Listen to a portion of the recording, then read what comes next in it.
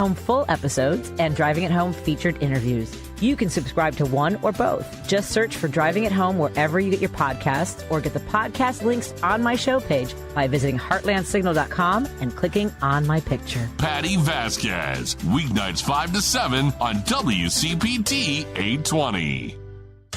This is WCPT 820, where facts matter.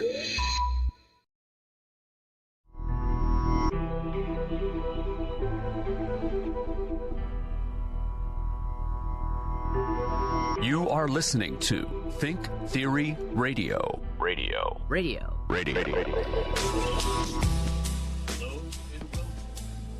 Hello and welcome to Think Theory Radio, the show that brings you topics outside the mainstream realm of thought and ideas to make you think. And I'm your host, Damian Perdue, your audio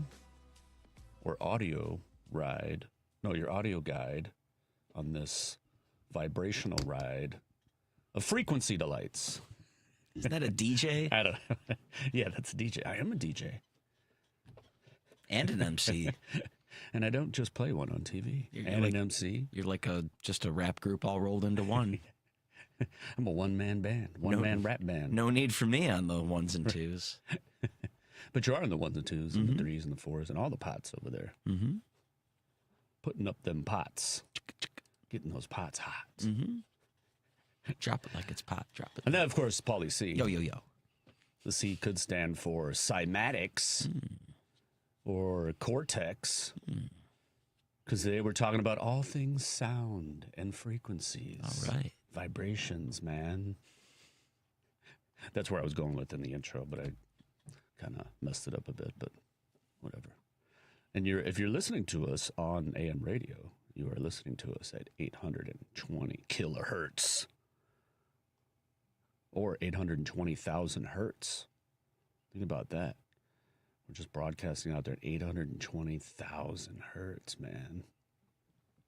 So this is kind of like a weird science, but of all sound experiments and new research and different kind of like strange experiments and discoveries.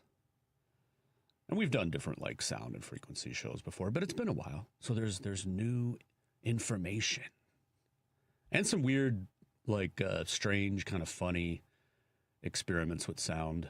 And just, but because my whole thing is like we've had, my buddy Damon Keller on the show is a sound healer and he's written books about it. And so you have, and obviously if you are online or on social media, you'll see a ton of, sound healing, different, get your, Tibetan sound bowls or the sound baths, or this is a huge kind of thing in the wellness arena, right?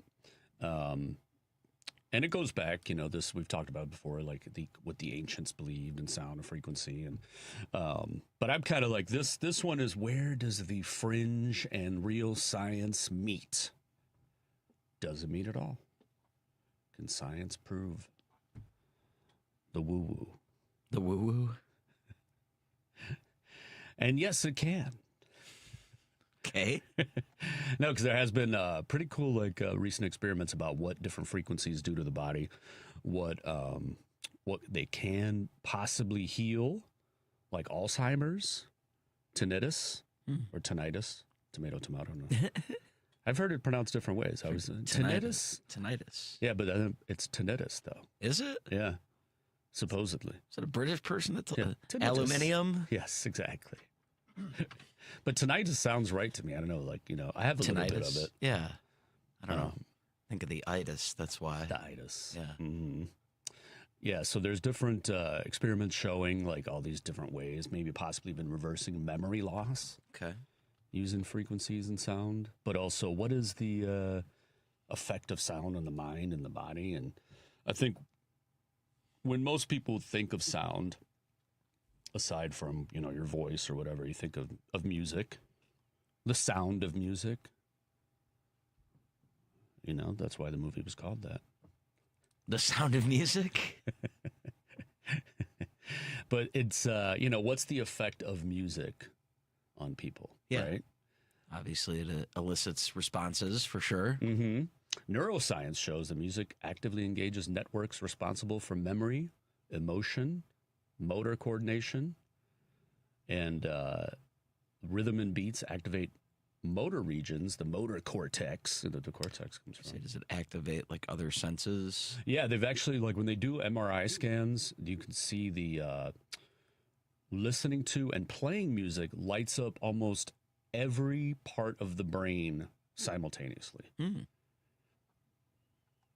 And there's actually been new research showing that playing music, if you play music on, or an instrument, I should say, on a regular basis, it actually can improve your memory. Interesting. Yeah. You get listening to self-selected music, so music you pick yourself, activates ancient brain circuits linked to pleasure. Okay. Which are often stimulated by things like delicious food or a like successful win or an accomplishment, that kind of reward center. I gotcha. Processing loudness, pitch, and sheet music builds stronger communication pathways between both hemispheres of the brain, which I thought was pretty interesting. Your memory retention, I was talking about it. There was a Harvard Health study that showed that music evokes deep emotional memories that are highly resistant to neurodegenerative diseases. You can movement therapy, rhythmic cues in music can bypass damaged brain areas to help patients with Parkinson's disease or stroke victims regain motor function and speech. Brain stimulation, Stanford researchers discovered that syncing transcranial magnetic stimulation, or TMS, pulses to musical rhythms can significantly supercharge treatment efficacy for psychiatric conditions like depression.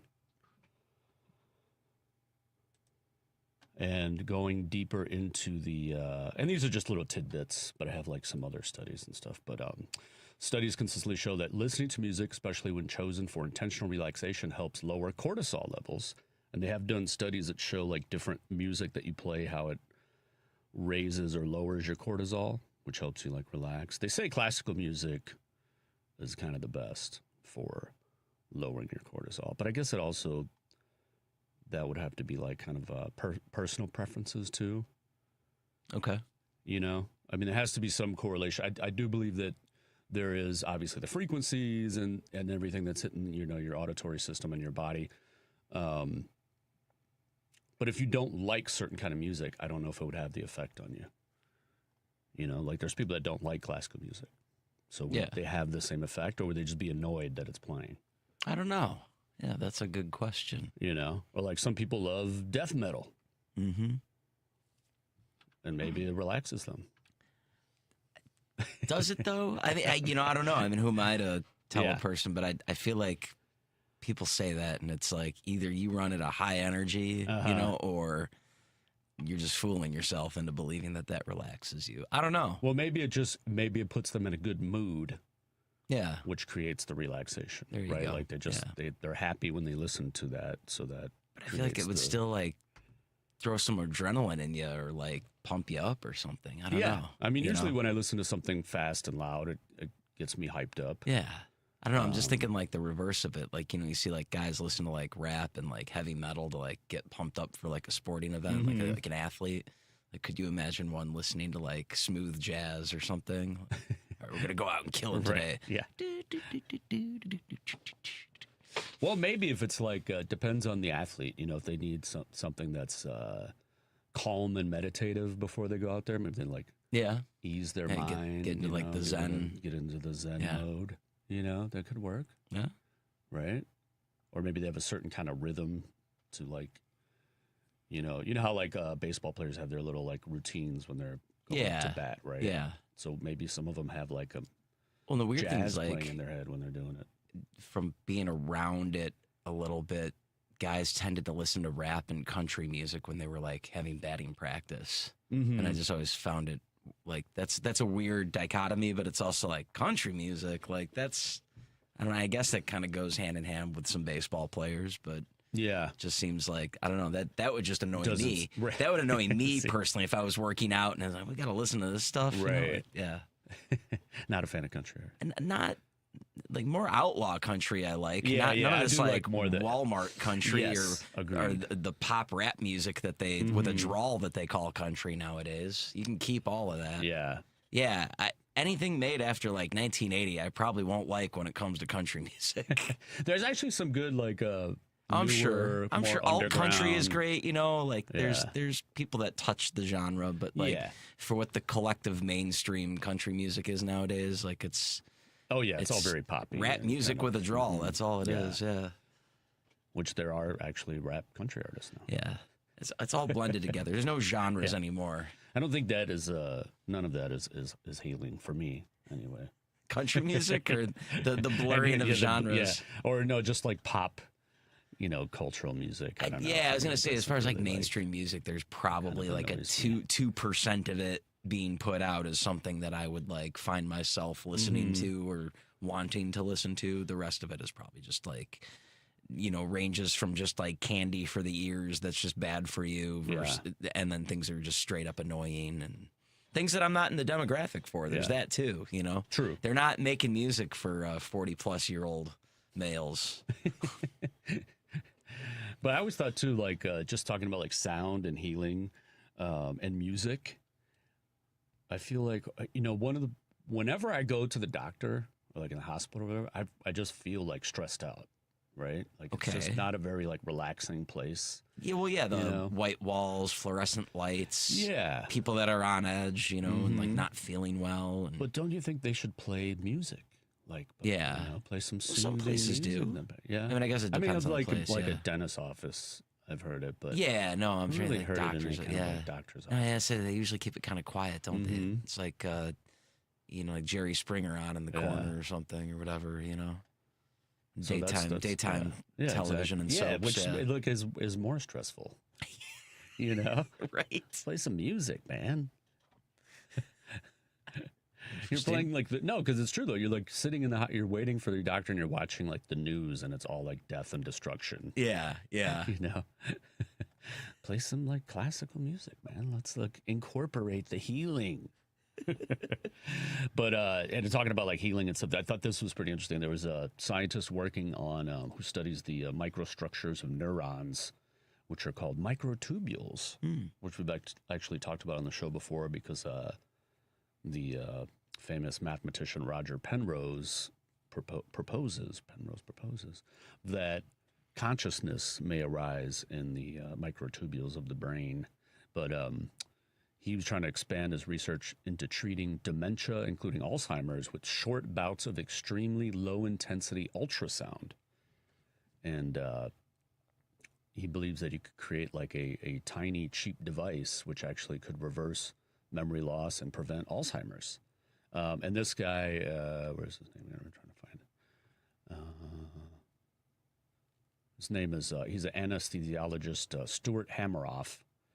And he actually worked with Roger Penrose, Sir Roger Penrose, I should say, Nobel laureate, and on his theory of consciousness and microtubules. But he tried it. So he's working in a hospital, and one day he brought it up to his colleagues and said, "Hey, we can use like the ultrasound machine to stimulate the brain, right?"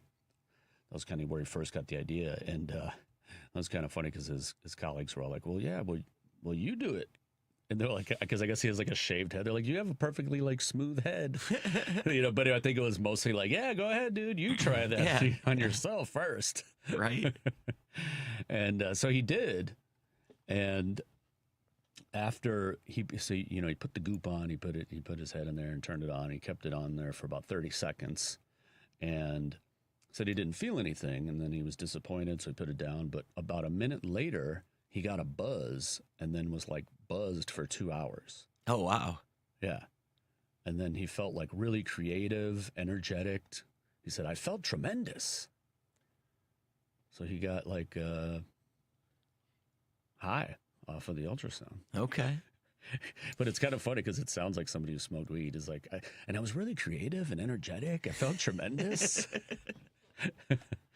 And then he the next day recommended trying to treatment on patients experiencing pain in a double-blind study in which doctors didn't know whether a patient received true treatment or placebo. They asked about changes in their mood 10 minutes and 40 minutes after the treatment. Now, he admits, he said, it was not the best study in the world, but it showed a positive effect in a double-blind study with no side effects. And that was the first study of what he called transcranial ultrasound, or TUS, on human mental states. And that was published in the journal Brain Stimulation. And so he's trying to create a device that, because basically he's saying, like, an ultrasound machine at the hospital is like $70,000. But you don't need to do ultrasound, like a mechanism, or, you know, to heal the, you know, pain or Alzheimer's or reverse memory or stuff like that. You don't need the imaging. So that's like the most expensive part of ultrasound machine. So Okay. you can get rid of that and create a smaller one. And he used a particular device that was called the US Pro 2000. And basically, like, but he had to, the interesting thing though is he had to kind of go to I don't want to say like a fringe science, but it's called the Institute of Noetic Sciences, and they do a lot of more kind of like parapsychological research and, you know, psychic things and stuff like that. It was actually one of the people found it was an astronaut. I forget. He was one of those, I forget. I think he was on one of the Apollos. But anyway, so he had to kind of go to, because he's an actual, you know, he's an MD, and doing any kind of research or experiments in what's termed, you know, what's deemed fringe, it could get him into some hot water, you know. So he decided, he went to this Institute of Noetic Sciences because they're like a nonprofit, and like I said, they're a little, like, you know, on the outsides. And they started doing, their review board started using patients and started rolling. They've had like pretty good results. So one paper showed that cognition and memory improved significantly, and neural degeneration in part of the brain responsible for higher order functions was reversed, and the cortex grew back with ultrasound, which I thought was pretty cool. So he's still working on it. He wants to create what he calls is the Tubulator 5000. So we'll see if that's available on the market. And I was The tubulator? yeah, the Tubulator, man. So, but I would say this: there is a lot of, like, when I'm a proponent of using healing frequencies, sound, and different things, even at the most basic level, that it just makes you feel good listening to it. It might just be a total auditory thing, like we're talking about with music, or maybe it does actually have some kind of effect on the body's cells or your neurons. But you do have to kind of, like, obviously be careful in the sense of there's a lot of scams out there. You know, there's a lot of people just selling products in that realm of sound healing that, you know, just try and get your money. So, Yeah. you know, where you can, like, and a lot of times too, it's a combination, you know, like Damon Keller was talking about this. It's not just playing a frequency off, you know, Spotify on your Wi-Fi speaker, because you have to have not only the right frequency, it has to be recorded correctly in the right, you know, program. It has to have, then you have to have the right kind of system to play it as well. You know, you have to have the right kind of speakers that are going to emit the frequency that your body needs. So that's kind of one of the bigger scams, I think, in it, is that people don't know that. So they pay for these, you know, sound healing equipment and stuff that doesn't really produce it in the correct manner. Okay. So, you know, just a little warning out there. All right, let's take a quick break. When we come back, we're going to talk about what about espresso made with sound waves? That and much more on Think Theory Radio right after this.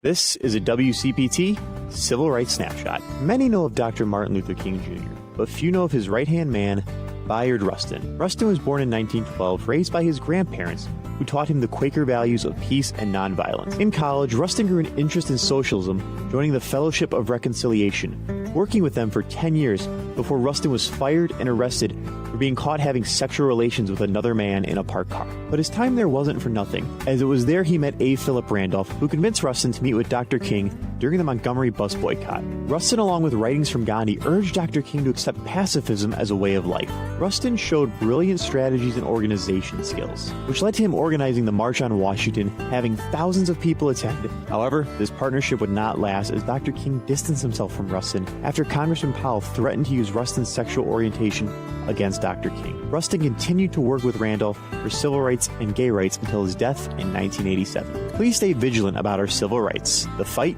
is never over. You're listening to WCPT 820 because facts matter.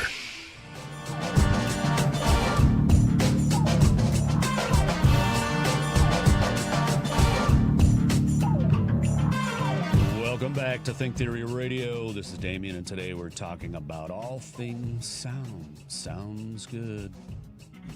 Sounds about right. Sound experiments of a sound mind. I don't know if my mind is very sound. Live from the Puget Sound.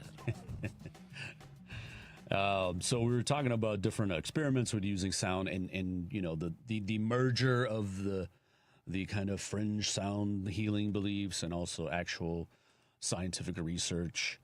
And one study that I found was pretty interesting because they were using cymatics, which is, have you ever seen cymatic experiments? Oh, I don't do mushrooms. I don't, yeah.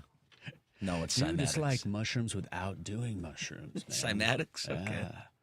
It's when you take essentially any kind of a frequency, sound wave, or music, and you connect it to a metal plate, and then you can either do sand or water, and it creates different geometric patterns. Oh, okay. Yeah. So I'm sure you've seen it. I've seen, if it's the same thing, at the Bose outlet store way back in the day. They had like a thing with a bunch of like styrofoam little beads or whatever.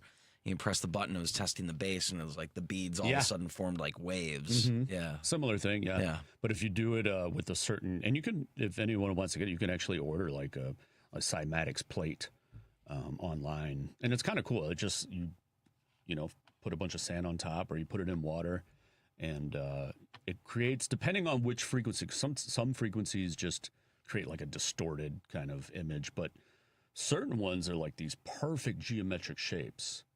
And they've even done kind of experiments with like having one set up when an earthquake hits, and you see all the different effects of an earthquake or natural phenomenon on the cymatic plates.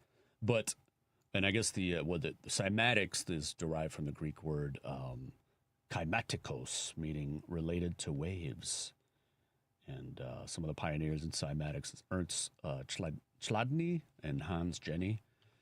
And Hans Jenny experiments with a tonoscope demonstrated how different frequencies produce distinct geometric structures, and which they believe implies sound can organize matter in unique ways. So what they wanted to do was see how frequencies have a cymatic effect on the human body.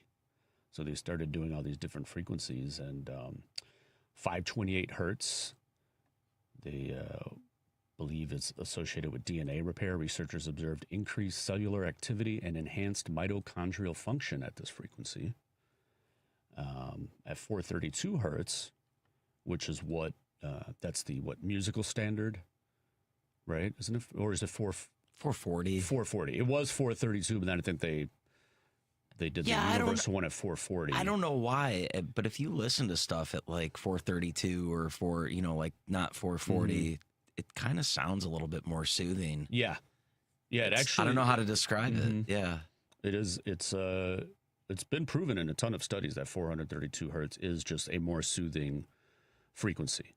Now, whether or not that it has to do with, it's actually doing anything to your body, or if it's just a purely auditory thing, I don't know. But it's 440 hertz. The standard music thing supposedly came from orchestras. They're trying to create a standard, all around the world global frequency to play orchestras in. Okay. They came up with 440. I forget. I've read about it. I forget what the whole reasoning by that is, but yeah, 432 hertz. They linked to decreased heart rate and blood pressure, indicating its potential role in cardiovascular health. 111 hertz, which some people call the like the God frequency or the angel frequency, can stimulate endocrine glands producing hormones such as oxytocin. How do you say it? Oxytocin, oxytocin. There you go, oxytocin. Yeah. Oxytocin. And endorphins, which are crucial for pain relief and emotional well-being. 40 hertz is associated with cognitive functions, neuroplasticity, and reducing symptoms of Alzheimer's. And the one the research I was talking about with the ultrasound, and that one anesthesiologist, he actually was using a 40 hertz frequency as well when he was doing those experiments with memory loss. Okay. So that's pretty interesting. They did a study that involved 100 participants, including 60 females and 40 males, aged between 25 and 60 years. Participants were chosen based on varying health conditions, including anxiety, chronic pain, and mild cognitive impairments, to assess the therapeutic effects of different sound frequencies. Now, part of the problem, too, is that you get, because it's still viewed as not, mainstream science. So there's not a ton of studies within this realm of using frequencies in a similar form of cymatics on the human body. So hopefully, there will be more and more. Because if you think about the use of ultrasound, I mean, they've used ultrasound to break up tumors. Okay. And, so that's at the core of it, we know that you can use sound to manipulate matter. Don't they break up kidney stones and stuff using yeah. Yeah, exactly. And then you think about sound weapons when they use those the LRADs. Yeah, it wasn't that one embassy or whatever where they did that. The Havana syndrome. Yeah. But it's still not admitted to be real, even though there's tons of people that still have the effects of it. And it's happened in other places as well. But no, even just the police, the Chicago police and other police forces and military, they have what are called LRADs. Oh, yeah. And they just emit a sound and it it's supposed to drive people. It's like the tear gas for your ears or whatever. Yeah. But it actually can, at the right frequency, can physically move people. Oh, wow. Yeah. You can watch videos of it pushing. You see people falling down and getting pushed back. Oh, wow. Yeah. And people have had really bad side effects from it. Usually they use it on protesters. Yeah. And people after have had internal damage and had busted eardrums and all kinds of stuff. Feels very illegal. Yeah. I mean, also too, it's just kind of it's a cruel. It's the same thing with tear gas. So they call it tear gas as a kind of a way to soften it. Yeah, I was gonna say it's you're gassing people. Yeah, it's a chemical weapon. Yeah. And it's the same thing with the sound. They're oh, we're just using sound waves to push them back. It's totally completely messes up their equilibrium. But yeah, I mean, it's just if you ever been in a car or a concert where that bass hits you in the chest and you can feel it, and imagine 10 to 100 times that. What you're getting hit with these weapons. But of course, it's just sound. It's all good, man. No prob. And what about this isn't a weapon, but it sounds like one, a sound laser. Okay. What's a sound laser? Is it concentrated sound or something? It's basically they created a new, it uses phonons. Okay. Which phonons are essentially kind of, they're the molecular version of sound. What would be like a photon is light, a phonon is sound frequency molecules. And a new device uses a reflective cavity, a tiny bead, and an electrode to create a laser beam of sound particles 10 times more powerful and much narrower than other phonon lasers. And okay. So how a ray of light is made up of many particles called photons, sound consists of these particle-like chunks called phonons. And I guess for decades, researchers have been creating these phonon lasers that output the particles in narrow beams similar to the way optical lasers emit photons. And this new one, which is 10 times more powerful, I guess that the heart of this device is a roughly micrometer-long silica bead about the size of a typical bacterium. It's microscopic. They use 2 beams of light to levitate the bead and surround it with a reflective cavity. And any small vibration in this bead created phonons, which were then trapped and amplified in the cavity. This continued until there were enough phonons to make up a laser-like beam, which I thought is pretty interesting. Phonons are less affected by moving through liquids, so they could be more effective than conventional lasers for imaging watery tissues in biomedicine or in some deep-sea monitoring devices. And what about, I know me, I love a good cup of espresso or double espresso. Well, Double. oh yeah. I could easily do like 4 shots of espresso. My goodness. Well, it depends on the place, like some places do bigger shots than others. Be bouncing off the walls, man. Be swinging from the ceiling. Did you see in the World Baseball Classic the Italians were Oh yeah, they're doing shots of espresso? Yeah, for but it was like the everything? first guy to learn the hard way why you don't drink steaming hot espresso. They let it cool a little bit, Right. Get one ready just in case. Yeah. Well, these researchers use sound waves instead of hot water to brew espresso, You used sound waves. Yeah. Instead of okay. and taste testers couldn't tell the difference. It's just hot water, right? You just heat up the water with sound waves. Yeah. I mean, I guess it's kind of similar to a microwave, but it's Yeah. using sound waves instead of. yeah, radio waves. Yeah. Yeah. But I guess they use ultrasonic sound waves. It was researchers at University of New South Wales in Sydney found they could make the bold flavored coffee using room temperature water through the new method in under 3 minutes. We've invented ultrasonic espresso, an espresso with the same richness, the same boldness, but produced with sound waves, said Francisco Trujillo, one of the researchers involved in the study. He and his team developed a system using ultrasound high-frequency sound waves that humans can't hear to help produce the flavor, aroma, and concentration from coffee grounds. And the research was published in the Journal of Food Engineering on June 4th. And this new method saves up to 75% of energy consumption compared to normal espresso machines. So that's pretty good. It's a green machine. Yeah. So this is a great alternative to produce such a rich and bold beverage with lower energy consumption. A key finding was the taste of the ultrasonic espresso. In a blind taste testing experiments, 100 regular coffee drinkers found no difference between the researchers' ultrasonic room temperature espresso from the traditionally brewed coffee shops.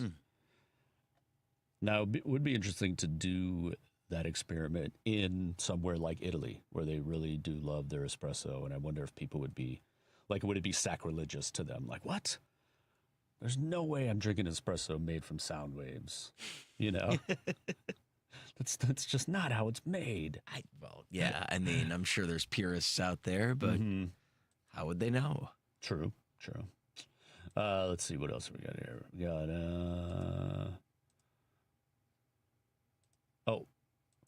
tinnitus or tinnitus. I always want to say tinnitus. There's a new sound therapy that could help tinnitus sufferers via their smartphones. And this pioneering study has unveiled this. The new therapy reduces the loudness of tinnitus and has the potential to be delivered online using everyday devices like a smartphone or your laptop or iPad. The Newcastle University-led research works by introducing a sound modulation technique to participants, which aims to disrupt patterns of activity in the brain's sound processing regions, making the tinnitus quieter. Participants in the study were played specifically modified sounds for an hour daily over a period of 6 weeks. Researchers think the sounds helped change patterns of activity in the sound processing regions of the brain, activity that is a key factor believed to be a root cause of the tinnitus perception. Unlike existing treatments, a key advantage of the therapy is that it has the potential to be delivered digitally using everyday devices like smartphones and headphones without the need for a specialist equipment or a clinical supervision. Researchers use synthesized musical notes for the work, but believe the method could also work with other forms of audio content, including conventional music compositions. Says the neurologist Dr. Will Sedley in the research said, key to the success of the technique is constantly changing the volume of frequency of sound at each of the frequencies, but doing it differently at each one. Which I think is pretty interesting because I don't know if you've ever, I've done, a decent amount of research into like tinnitus therapies. because I get it, you know, it flares up. It doesn't hit me all the time, but sometimes it does. And it's a strange, I don't know if you want to call it disease, but they still don't really know what causes it. Okay. Like there are some that believe it's your damage to your eardrum. There's some believe that it's purely psychological. And then there's some who believe it's some kind of your brain. It's not it's in the brain, not your ears, the problem. And there's something like neurons are not connecting for a certain frequency. So that frequency is canceled out and creates that hissing sound or the ringing. Okay. Right? So it's not even like a problem with your ears. It's actually a problem with your brain. That's what a lot of recent research is leading towards. And I think that's what this study is kind of going towards as well. It trying to use therapy on the brain cells that correspond to these different sound frequencies. And I know that I've tried to use, I'd go on Spotify or whatever, and they have these different tinnitus frequency playlists. And sometimes I'll listen to them when I'm in the car and I'm, driving for a while. And it does seem to help because now I don't know if it's the same as what this study has done. I think this one's a little different. But the ones I've listened to, they're all they're really weird sounding because they do they have all these little beeps and bops. It's all kind of crackly kind of, it's not music, it's just Okay. Yeah. That's going to be great out of context if someone watches that. Someone just tuning in Damien just is having a stroke here. Right. His brain fried? Finally? Finally happened. Yep. But if you listen to it, but what it does is it tricks your brain into kind of masking the tinnitus sound. Okay. Right? Because of all the different little beeps and bops that are coming, it's tricking your brain because it's all these different little weird frequencies hitting you. And it just kind of masks over. So when you stop listening to it, it's like you don't hear the tinnitus anymore. Okay. Essentially. It's weird. Okay. But it does kind of work. And you can do other ones. Obviously, there's a lot of different kind of white noise ones or just listening to kind of nature sounds can also kind of help mask the tinnitus. But I find those ones with the little beep bops kind of work best for me. So okay. I don't know what it is. But it's kind of cool. So hopefully this new study can actually create something that you could just download onto your smartphone and use to help. Because I know it's a lot of people suffer from tinnitus. So hopefully this will result in something beneficial. All right, let's take a quick break. When we come back, I have a list of the top strangest scientific discoveries about sound on Think Theory Radio right after this.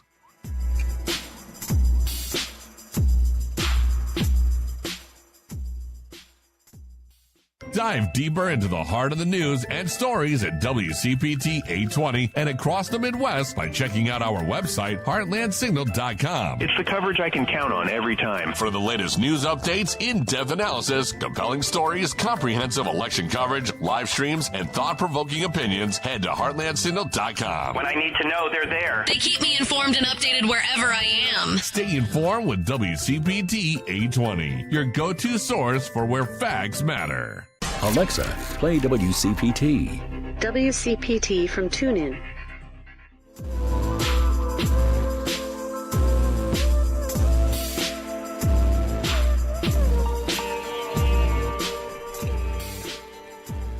Welcome back to Think Theory Radio. And hello for those of you that can see us. Yeah. Not only sound, but visual. Yeah. Visually stimulating. If you're a Facebook or YouTube person. Mm-hmm. So we've been talking about just all things sound. Where do the fringe theories merge with actual scientific discoveries? So I found a list of the top 10 strange scientific discoveries about sound that I thought was pretty interesting. Okay. It can possibly explain anesthesia. Okay. So conventional medical belief holds that nerves talk with electrical impulses and that the pathways of the brain tell the hand to wave or to pet a cat or whatever. For physicists, this hardly made any sense, but saying that thermodynamic laws state that electrical impulses generate heat, but there is no such warming inside the human body. They came up with a controversial suggestion. Nerves do not transmit electricity. Instead, they communicate with sound waves. Now, not every scientist agrees with this, but it could possibly explain a long-standing medical mystery. Anesthetics are not new, but nobody is really sure how they managed to knock all feeling from the system. Nerves have membranes.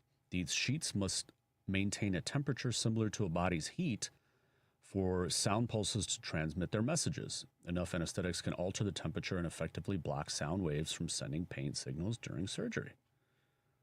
Wouldn't that be interesting if your nerves are actually communicating with sound waves? Yeah. I like it. The visual system actually can hear. Dun, dun, dun, dun. During an experiment, monkeys' behavior led to a jaw-dropping discovery. They were trained to touch a light whenever it appeared on a panel.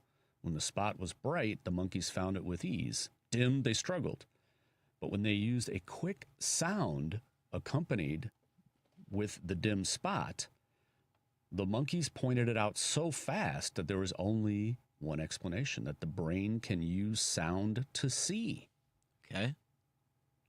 That's pretty wild. It used to be believed that hearing and visual parts of the brain had no connection to each other. But one focused this study, 49 visual neurons in the monkey's brain proved otherwise. In the presence of the noisy, low-light spot, the neurons behaved as if the eyes were seeing a stronger light than was really there. The reaction time was so fast that only a direct link between the brain's auditory and visual parts could be responsible. And this interconnected sensory abilities could be behind the supersight of the deaf, and likewise explain why the blind often develop acute hearing. The brain region of a lost sense likely continues to support another working sense. But I thought that was pretty interesting. You have 49 different neurons firing off, like hearing something related to seeing, which kind of makes sense. I don't know what I think of the reverse of it is. I don't know if you do this, but you're driving, and if you are like looking for an address or for a street, you turn the radio down. Yeah. Helps you focus. Uh-huh. Yeah. Yeah, I do that. Right? Yeah.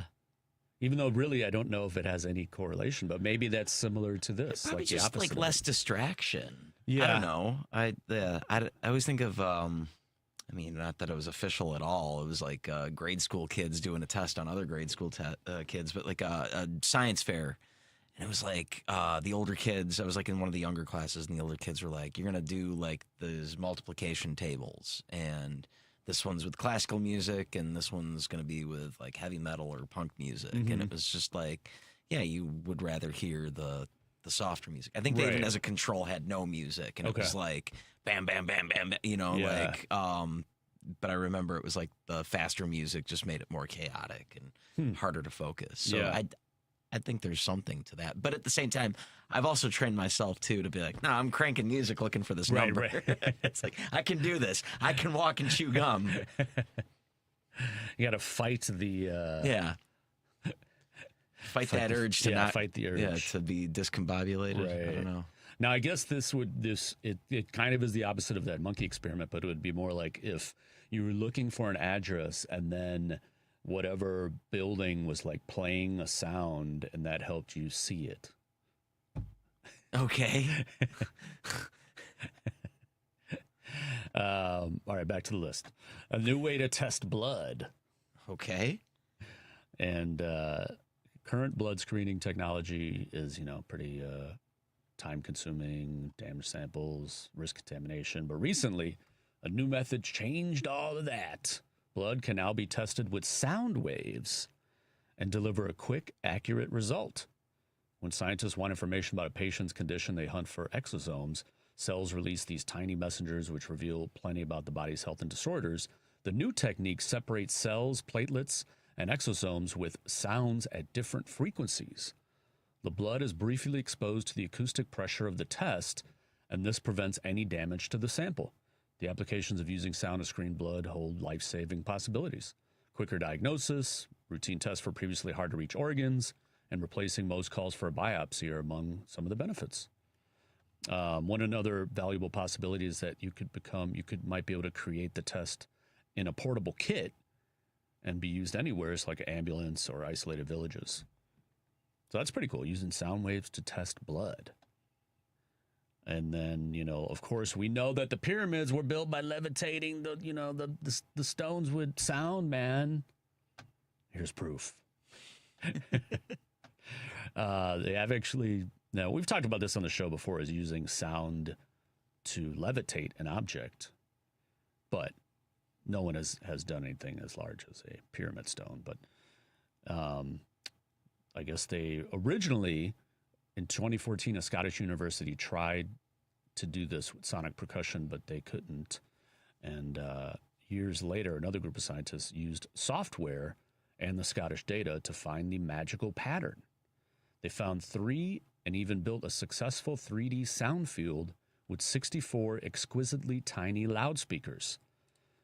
They call it an acoustic hologram. The field successfully levitated polystyrene balls.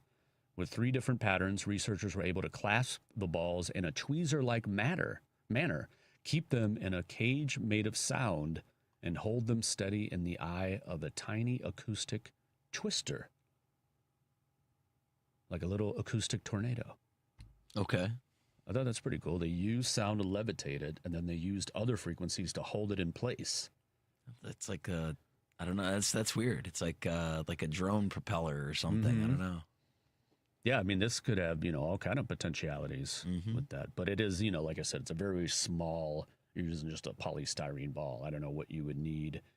And not that the equipment was a lot, but, it's a lot of wiring and different, but to actually lift like something like a person or something, I wonder what you would have to do. Yeah. They have found out that you can use sound to extinguish fire. Huh. Okay. Yeah. So faculty at the George Mason University in Virginia, they originally it was the vision of 2 students, and the faculty was kind of like, nah, that's not going to work. The pair of engineering majors wanted to quell flames with sonic waves. Previous research on the subject had piqued their interest in the desire to invent the first fire extinguisher using sound. And since they were electrical and software engineers, they garnered more derision than support.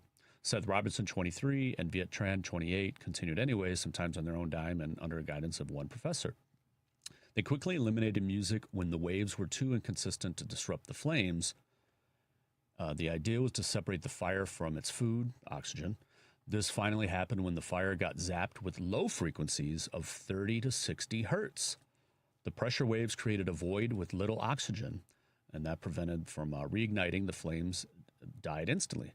More work is required before portable extinguishers are produced that work on different fuels and fire sizes, but the discovery opens the door for better firefighting that does not leave toxins behind like conventional extinguishers.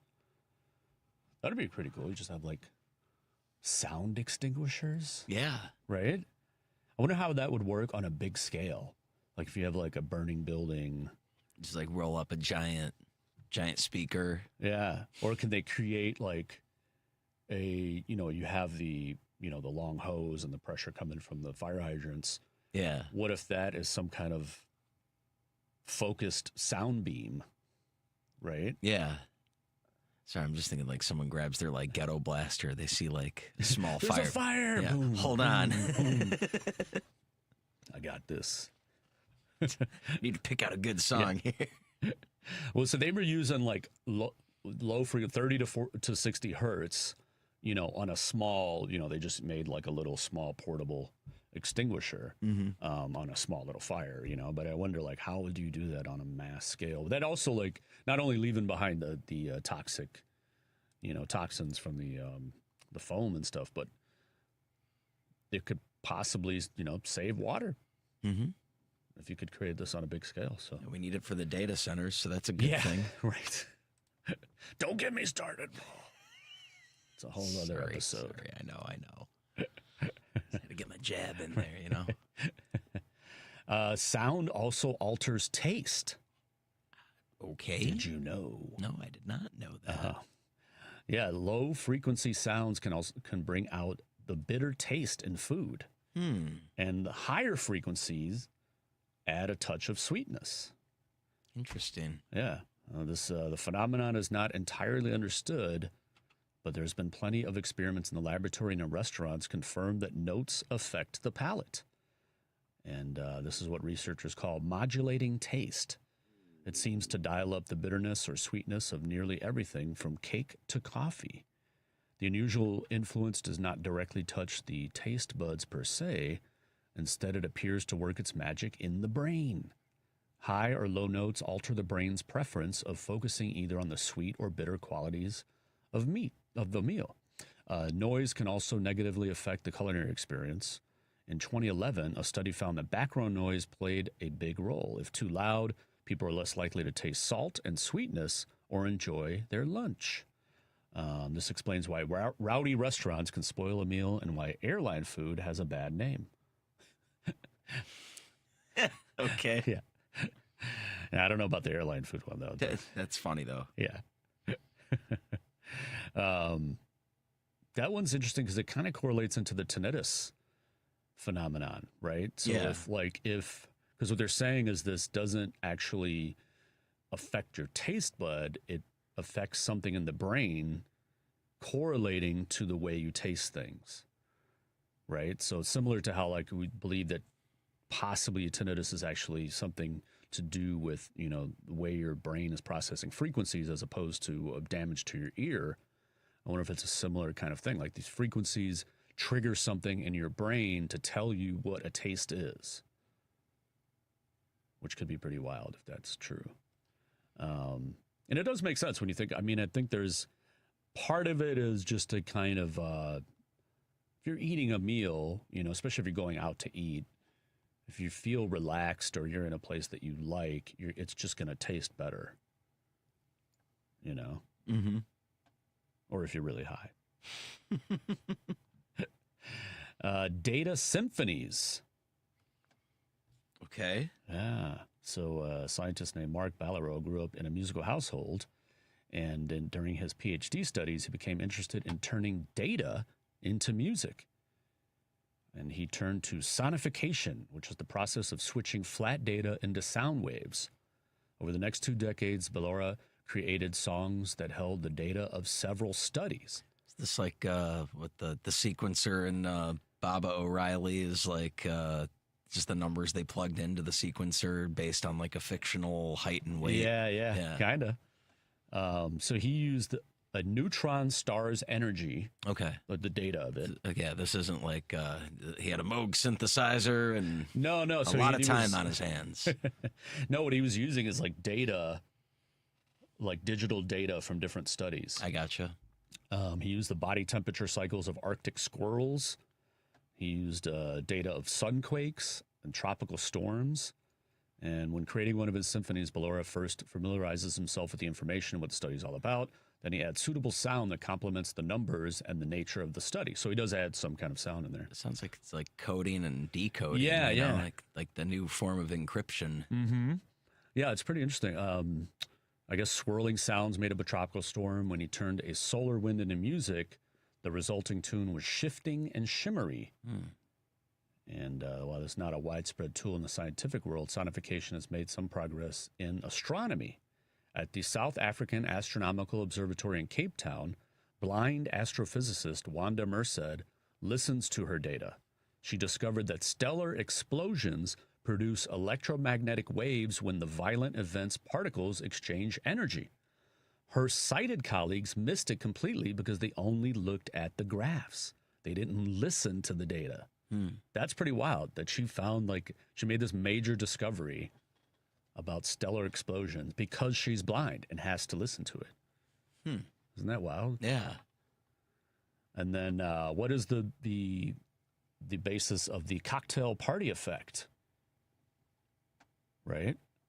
When you're at a party and it's loud, but somehow you can focus in on one conversation or somebody talking to you. I guess they call that effect that phenomenon the cocktail party effect. So they wanted to understand it. They turned to epilepsy patients. The patients had something valuable, which electrodes against the surface of their brains. The recordings were meant to track seizures, but 7 patients also lent their great matter to the cocktail study. When somebody concentrates on a conversation in a very noisy environment, this is called the cocktail party effect, like I said. Each subject listened to the same garbled recording. Almost nobody understood the speaker. Then they listened to a clear version of the same sentence, immediately followed by the same distorted line, and incredibly, everyone understood the garbled voice. Brain activity showed that they were not faking it.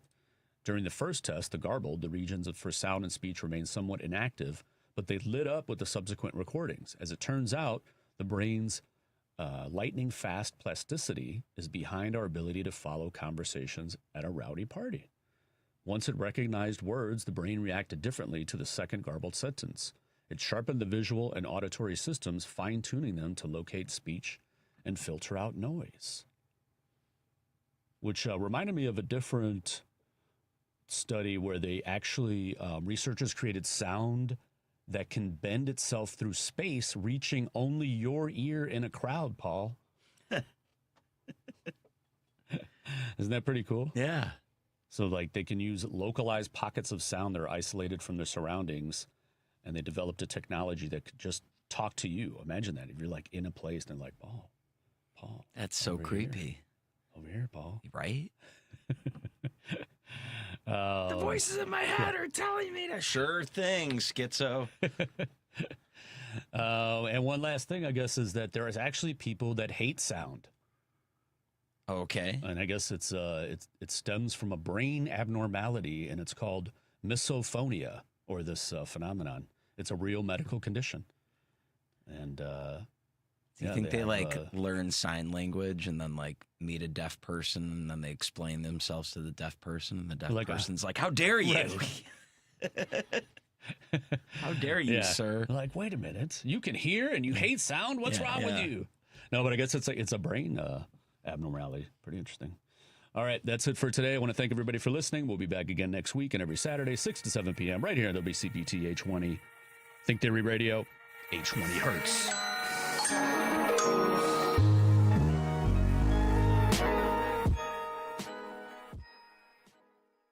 Mind Over Matters. Dr. Amy Harris Nuwan, as you know, this show is about challenging you to think differently, to make different choices in